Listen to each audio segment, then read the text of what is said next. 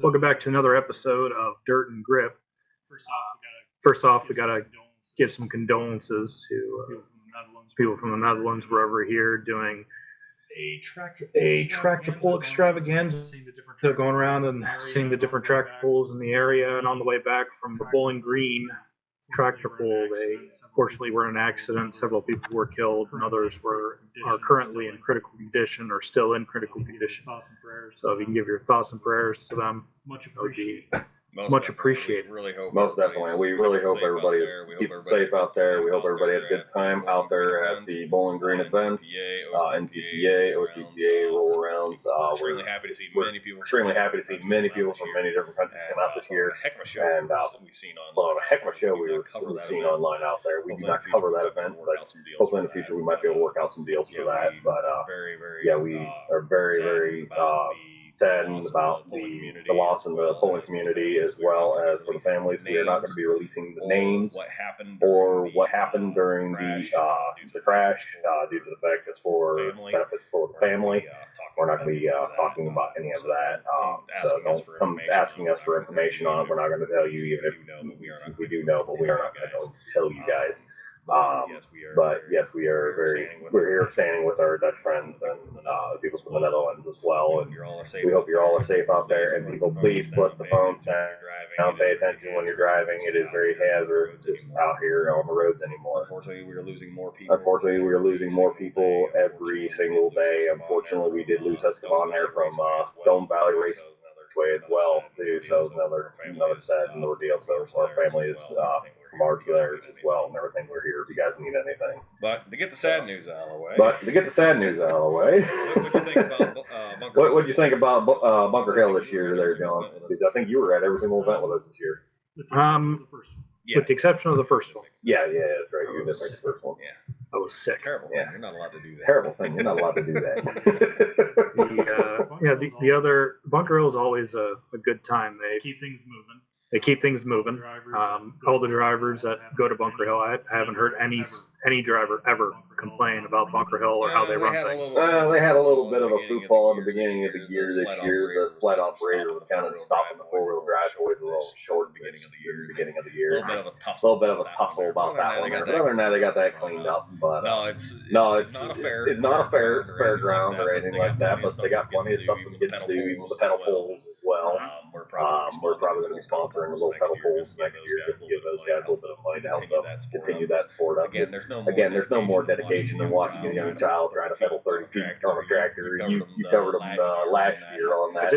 You said he's the one kid and everything. He was not giving up. He was going for it. But it's a very, very good time out there to watch and have.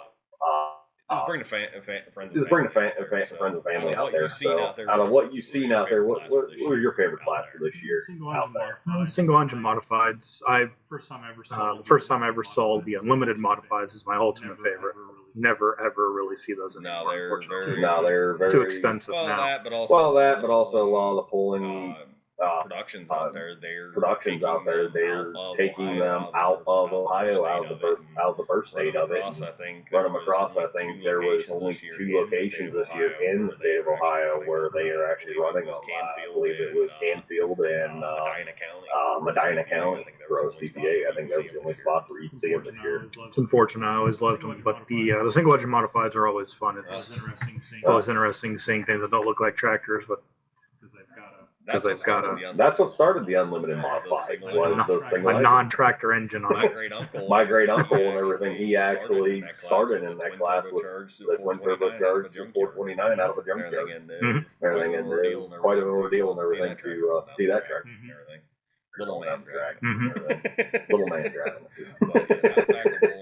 But yeah, that was back when bowling was you had more than just the one glass. You could actually pull your weight class. So you get your 7,000, 8,000, 12,000 pound glass.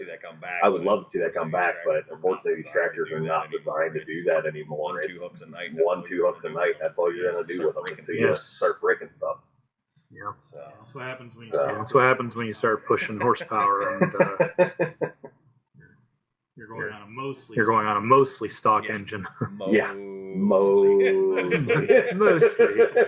Just a block of stock. That's not it. But still, Exactly.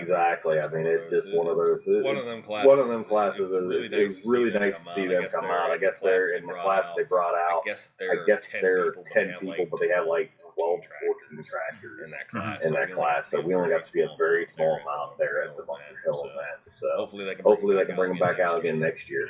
That'd be I nice. will say the spectator drag having the troop transport pull out, showing mound of weight with tracks versus a mound of weight. Yes, in the APC gun on track was I pretty think fun. that's probably one of the slowest pulls we've ever seen. Yeah, but it was interesting. I really I enjoyed think it. he was kind of cheating a little bit because his hook point was a little bit higher than everybody else, I'd say. I think the sled operator went easy on it. I think so too, but no, that part is should have seen it. We were doing the interview to thank Bunker Bunker Hill for us being out there. They were out there. They were out there right after we got beating on the chain with a hammer because the way they hooked it onto the back door. They couldn't get the chain back. But yeah, no. What would be your second you like the pull? class you'd probably say you like the pulling around? I always like the four-wheel drive trucks. The diesels, or you like that 410 big block series? Both. Both. The diesels are The diesels are flashy. more flashy because they have the. They got the smoke and all They got that. the smoke and They all got that. I got the too. smoke noise, whereas the gasoline is. the gasoline is Noise. just noise, not much smoke. If there's smoke, something has gone horribly wrong. Yeah, sometimes. No, I will say though, you did get to interview a couple from the big block 410 big block series series guys. guys. Got back in blue, and what was the other one there? the Bandit or But yeah, they're really cool guys out there. We got to see there as well. Fortunately, back in glue broke Broke on the track, so we're able to see it super cool. Yeah, it's gorgeous. Probably one of the better looking I trucks would there. say it reminds me. I don't know if you're going to be familiar with this, the Midnight but Express. Midnight Express, Four-wheel drive. Yeah. But it had 3 axles on it. but it had They I guess they three brought that one out. Mhm. I guess they brought that one out. They did bring it out, and the Orange Blossom Express. They brought They bring it out, and the Orange Blossom Express. They brought them out to show them off. So that was kind of a cool bit of heritage, as well as many other tractors that were brought in, as well as many other tractors that were brought in from all over the world and everything to kind of show off. They had like a tractor show, I guess, out there this year. So I was kind of cool to see some pictures of that. I mean, I would really love to see come in the future, and I've been talking with some production, trying to get them to make an unlimited diesel class. That would be fun. That would be fun. Unlimited truck class. So basically, limited one engine, of course. But we know you guys out there got some money for some of these things. Got some sponsorships. Let's see what you guys can really do. Yeah, limited Only by the weight you're pulling. pretty much that and your hitch height, of course. Yeah. There will be some limitations on the engine. Just make it fair for gas versus diesel, because because I'd like to see both see both go against each other. Because gas can do things that diesels can't do. Diesels can do things that gas can't. Well, I mean, the misunderstood class and everything, one of their turbo housing apart, right there about the 310-foot line. I had a chunk of that metal smacked my leg there. I was running the camera on that one. It's a lot of fun there. But so you got that one there. Who else did we interview out there? Well, you got Smoking John, or I think it was Smoking John. yeah, It was a tractor. yep. And John Deere. I also heard a little bit of thing from one of their pulling crews there. Oh, They bought a sand dragster. oh, did they? So that's going to be an interesting ordeal, getting them to come over there and come play another sport altogether. That's right. It'd be fun. Especially go from one of the most powerful 300-foot races to some of the fastest 300-foot races. So that would be great to see as well. Of course, it depends on what class the sand drag is in. They said they bought a rail. Oh, okay. So he's probably going to, knowing him as crazy as he is out there, he's probably going to be putting 1,000 horse plus in a rail somewhere just to have some fun with it. So, but yeah. And speaking on that as well, that's where we're going to be going next week and everything. We're going to be out there in the Sounder and Dragway out there in Virginia. That's right. I'm looking forward to the 7-hour drive. Yeah, 7 hours. It ain't that bad, at least. Everything. Longer parts and everything is going to be getting through Pennsylvania. Yeah. We always joke around everything. It's only a 7-hour drive to New Jersey, but none of that's going to be in Pennsylvania. That's right. So, but yeah, we're bunch of fun out there. We're gonna have some t-shirts. We're gonna have some of the merch out there as well. And of course, we do sell the photos. We do sell videos as well. So come see one of us there at the track. We'll get you guys hooked up with that information as well. Anything else you want to add on to this for this episode before we cut into the interviews there at Bunker Inn? No, I can't think of anything else that would be substantive to add. Just I hope you guys enjoyed the interviews. We had a good time filming them and talking to the guys. So. Especially when everybody was starting to fire up around. Oh my goodness! Did you say you had to restart twice there with back and forth? Well, first we had to restart because we forgot the mic. See, this is what I paid. Yeah, we had to go get the guys, but yeah, we have a top-notch production crew. It's very professional. Oh yeah, absolutely. And then right when we got the mic back and we had it set up, we were about to start, and then right next to us, truck started up, and then tractor started up, and so we're just standing around staring at them, waiting for them to get it off the track, off their trailer. Right. Well, even if I had a handheld it's really mic, it's really not going to help those guys kind out of with those situations. kind of situations. You're talking over Well, the diesels, I know they're about 116 roughly, decibels when they're just sitting there moving around. and The V8, you just might as well just forget it. They'll cap them out when you're standing right beside them. Guys, wear earplugs when you're around them things, especially if they're getting ready to start. Yeah, they're pretty loud. But I hope you guys enjoyed the interviews. We had a good time talking to them. Yep, definitely. And we hope to get some more out there at Newtown as well. So hope to see you all out there and hope you guys enjoy. Welcome back, guys, for another interview with Dirt and Grip. Today we've got the owner and operator here of Out of the Blue. Tell me, how'd you get your first start into bowling? At a young age, a long time ago, right out of high school, we went and watched the truck bowl with a couple buddies of mine, and we sort of liked it, said I want to try that. I did, and sort of got hooked. Right. I remember we were talking earlier, you said your first pull was in a Blazer. Yeah, I wanted to pull something, so I had a Blazer, a four-wheel drive Blazer. It didn't go real well. No? No, we learned a lot in the first year or two. So. I'm sure you did. Now tell me, what was your first real pull that you had? A few years later, we started pulling stock and traveling all around. Then it went to super stock. That's where I sort of stuck. Been pulling this thing like forever. So, did you start with tractors and move to the truck, or you stayed with the truck the entire time? Four-wheel drive truck. Gotcha. Yeah, that's what we had. That's what we used. Now, you said that you found this body on eBay. You want to tell me more about the journey? I looked for a couple of years. I've had different chassis and different bodies through the years, and I sort of got tired of looking at the last one.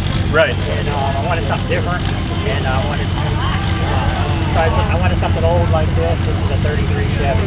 Okay. And I found one, believe it or not, I looked for a couple of years, because they're either restored or they're either junk. Right. And I found something decent clear over by New Jersey, clear across the state of PA, and believe it or not, I found it on eBay. Yes. And I told the guy I'll take it, I'm coming to get it. So it's an eBay truck. It's back when eBay was... Yeah, eBay sort of died out. Yes. For sure. You said that you do all your custom work. So how did you get into doing engine work yourself? Was that something you did early on, or is that something you got into later? Early on, I'm a retired tool and die maker. Okay. And so back then, everybody worked on their own engines and stuff. Right. Nowadays, everybody buys their engines. I still build mine. I can do everything I possibly can. It's pretty impressive. It's a really, really nice setup. So what do anything you do differently from anyone else in the same class? Just one thing is I build it and drive it. Most Right. of them just drive them and they have them built. Right. That's a big difference. No, pretty much the class, the guys it's a good group of guys, super stock four-wheel drive. We've been pulling against each other for years, so it's like we all know everybody's families and friends Right. and everything, so it's a good time. What's the furthest pull you've been away at? Oh, I don't go real far. We travel like three or four states. That's Ohio, PA, West Virginia. Okay.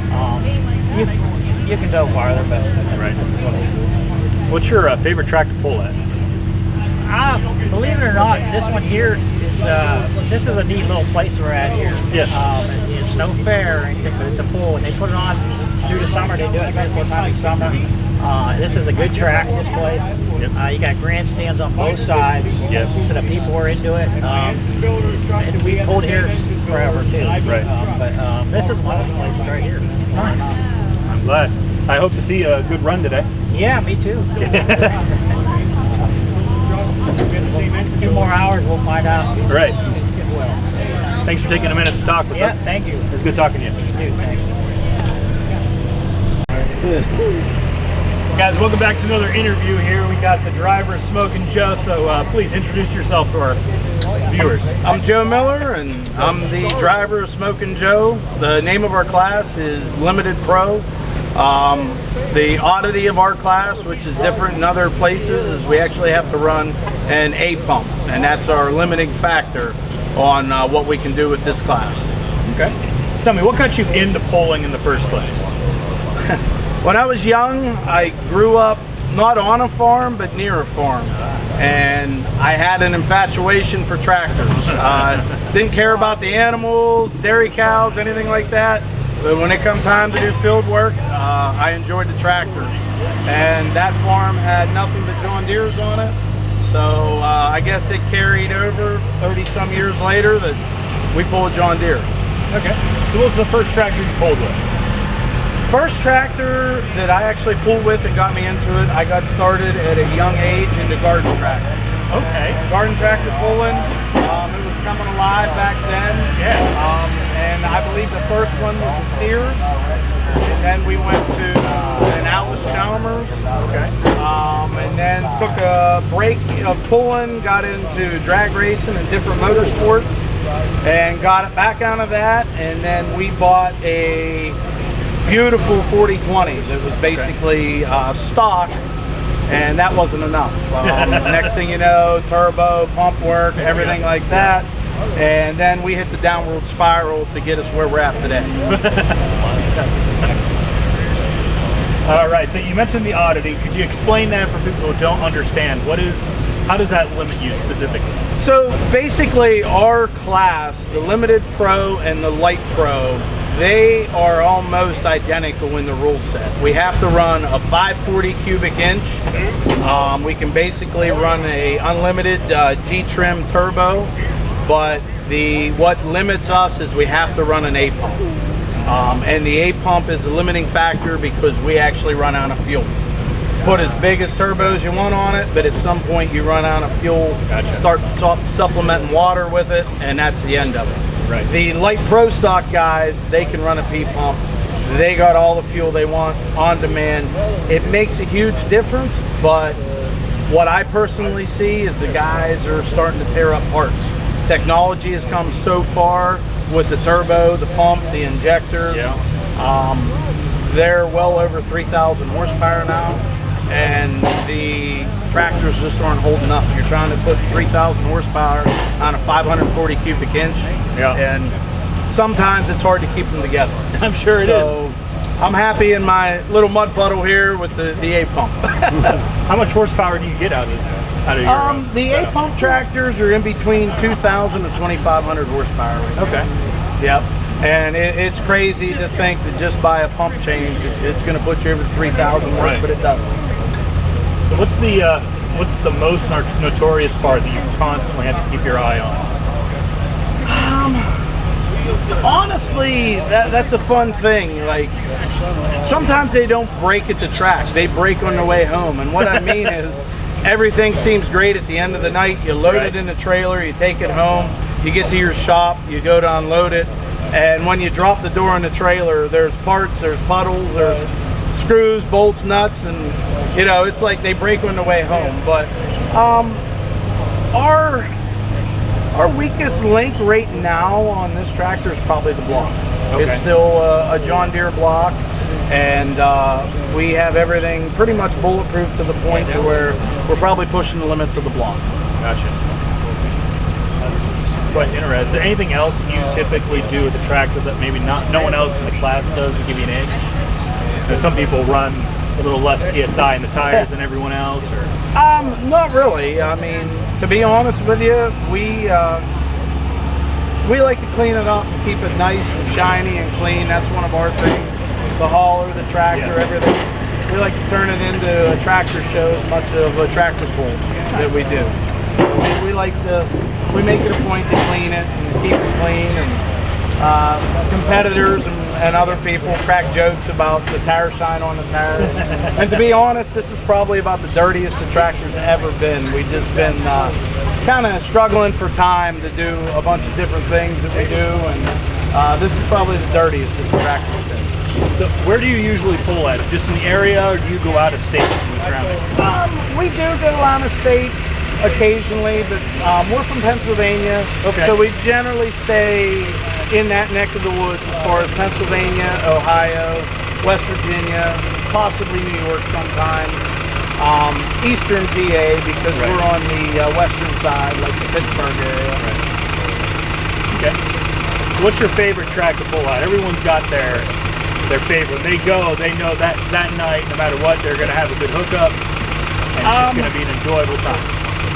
In our area here, and we're not far from it, is probably Canfield. Canfield, okay. Is one of my favorite pulls, favorite tracks.